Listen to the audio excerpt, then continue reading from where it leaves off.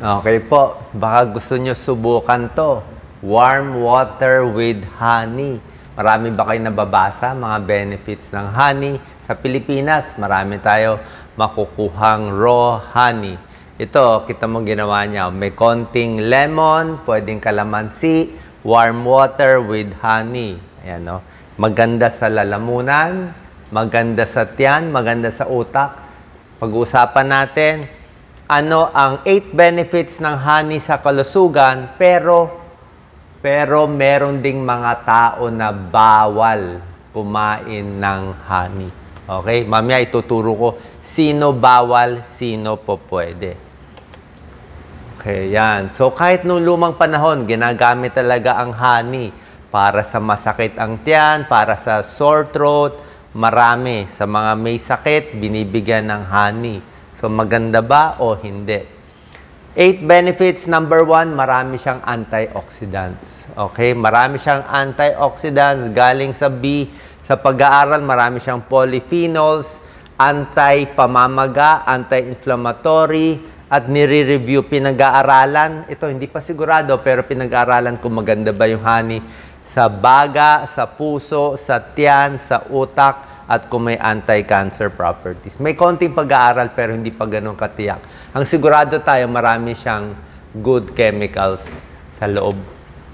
Kita nyo yung honey, walang cholesterol, walang sodium, fat-free, di ba?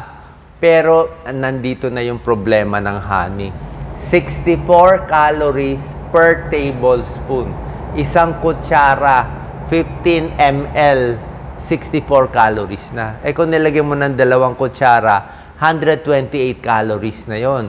Parang 3/4 cup of rice na. 2 kutsara. Sabihin, mataas siya sa calories. Kaya yung mga may diabetes, yan, mukhang hindi kayo po pwede sa honey. O, pag may diabetes, kasi matamis siya eh. Sayang, hindi nyo makukuha itong mga benefits. Number 2, ang honey, yun lang nga, mataas sa calories, pero meron din siyang ibang mga micronutrients. Calcium, magnesium, potassium, phosphorus, zinc, niacin, marami siya. Meron ding amino acids and enzymes. So, maliliit lang yung amount. Pero pinaka-component niya itong mga antioxidant. Maraming tinatayang benefits ang honey. Tingnan natin saan dito may pag-aaral. Pwede sa tiyan, immune system, antibacterial. Tingnan natin isa-isa. Ito po medyo proven. Ito mas madalas ginagamit. Ito pwede ko i-recommend eh. Kasi nga, para sa sore throat, may plema, inuubo, may pag-aaral na mukhang maganda yung honey. Pinaglaban nga yung honey sa mga gamot sa ubo eh. Sa mga inuubo, may plema, walang plema. Nakita nila, honey ay mas maganda pa sa mga ibang gamutan para sa upper respiratory tract infection. Kasi nga, masarap siya dito eh. Nakaka-relax, napapakalma yung ubo, plus meron siyang antibacterial properties. So, natutulungan din. So, ang honey may antibacterial properties, antifungal properties. Kaya nga yung ibang mga may infection sa bibig, yan na namumuti, let's say may fungal infection, mukhang nakakatulong din yung honey.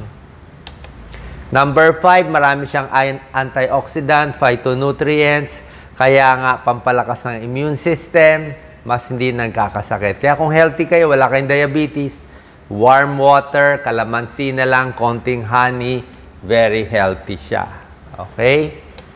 Number 6, para sa tiyan. O, pampakalma ng tiyan, ang honey, sa mga nagtatae, pwede ang honey, tinutulungan niya yung good bacteria. At may pag-aaral, sinusubukan siya para sa Helicobacter pylori, isang bacteria na nagkokos ng ulcer. So, yung mga may ulcer, baka makatulong din yung honey. Para sa sugat, yung mga maraming sugat, nakita nila nung pinainom nila ng mga inumin na may honey, ito, yung honey, propolis, royal jelly, nakakatulong sa wound healing. Mas bumibilis yung paghilom. Kasi meron nga siyang antibacterial, anti-inflammatory.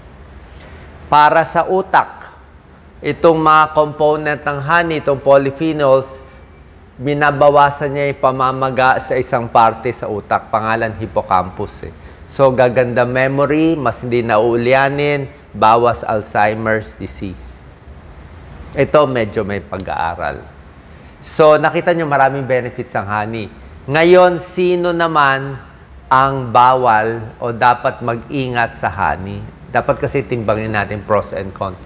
Number 1, lahat ng sanggol, wala pang 1-year-old, bawal na bawal ang honey. Okay? Kasi bata pa sila, hindi nila matunaw hindi nila ma-process yung honey. Pwede sila magkasakit pag binigyan mo ng honey. Tapos, kasi nga honey, syempre, hilaw, raw siya. May small chance magkaroon ng bacterial infection na magkakos ng isang sakit, botulism ang pangalan. Rare to, pero pag tinamaan ka nitong botulism, delikado. So, pag bata, sanggol, hindi po pwede. Above 1-year-old, 2 years old, mas matanda, pwede na kumain ng honey.